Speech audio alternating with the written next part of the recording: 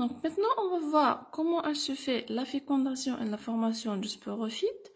Donc la fécondation chez les bryophytes, elle est de type zoïdogamie. Donc c'est un processus de reproduction qui conduit à la formation d'un zygote diploïde qui se développe immédiatement.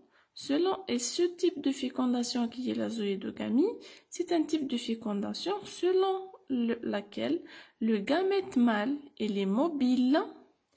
Ce gamète mâle va atteindre le gamète femelle pour la fécondation.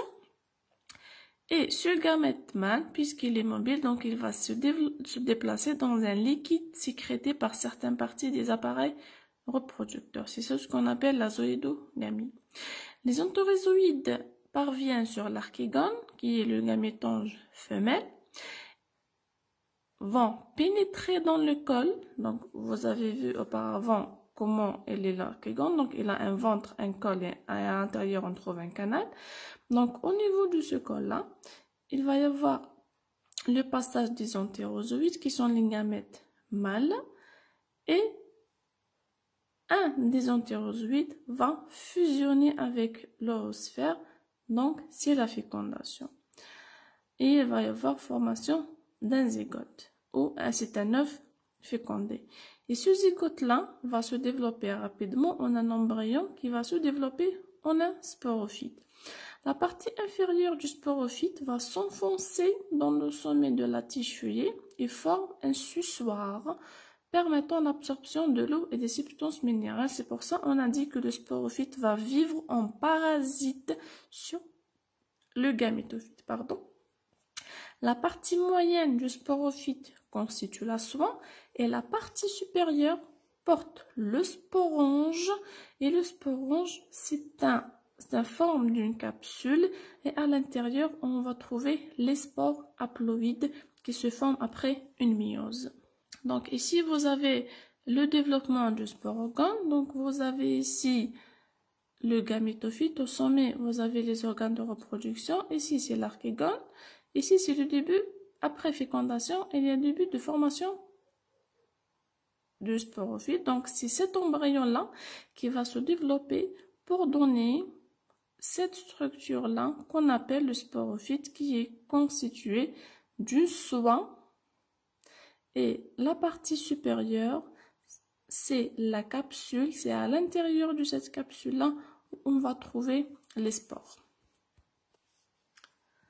Donc ici, on va voir le schéma du cycle de développement des bryophytes. Donc vous avez les gamétophytes mâles et femelles. Le mâle, ça correspond à l'entérédie qui va produire les gamètes mâles qui sont les entérozoïdes.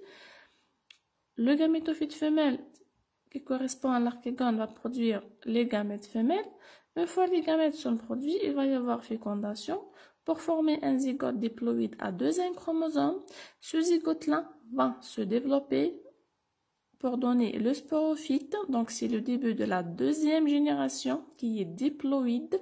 Pourquoi elle est diploïde? C'est parce qu'elle est issue d'un zygote qui est diploïde.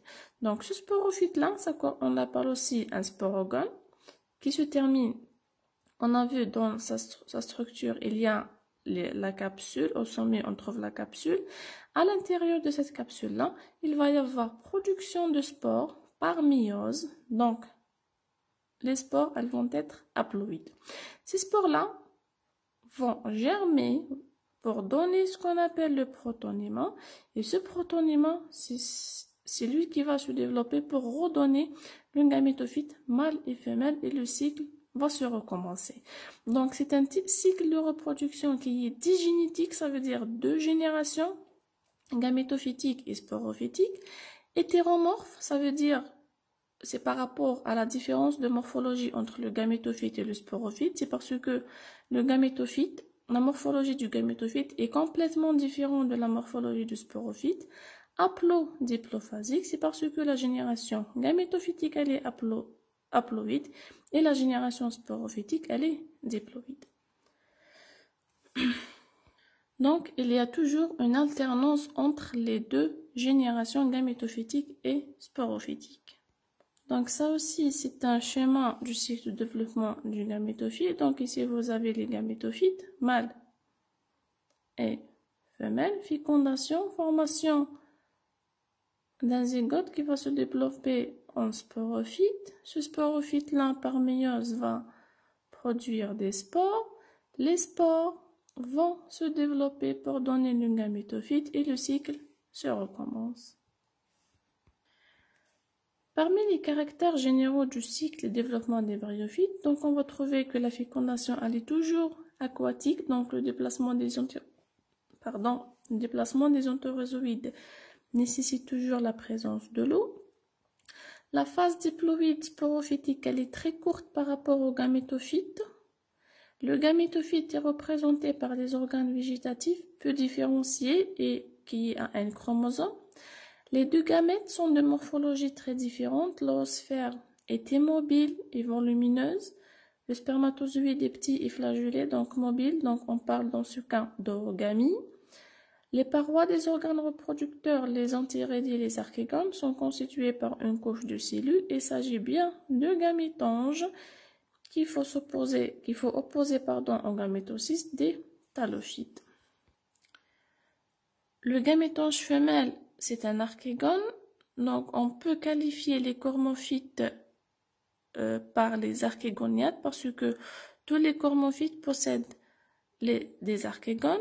Le gamétophyte qui correspond à la plante feuillée porte des organes sexuels, l'antirédie et l'archégone. Après fécondation, ça donne un zygote qui va se développer en sporophyte. Ce sporophyte-là va produire des spores qui vont germer pour donner le gamétophyte. Un autre type de reproduction chez les bryophytes, c'est la reproduction asexuée ou végétative. Donc, c'est une reproduction qui ne nécessite pas la présence de gamètes ni la présence de fécondation.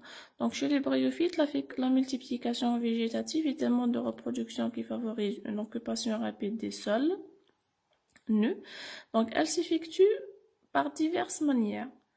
Donc, la spore en germant donne un ensemble cellulaire filamenteux authaloïde appelé protonyma, ce qui correspond à un individu. La fragmentation de ce protonyma assure ainsi un bouturage naturel. Donc, chaque fragment de protonyma peut donner un nouveau gamétophyte. Donc, c'est ça la reproduction asexuée. Donc, il n'y a pas intervention de gamètes ni de fécondation, juste la fragmentation du protonyma qui va assurer la reproduction de cette espèce-là.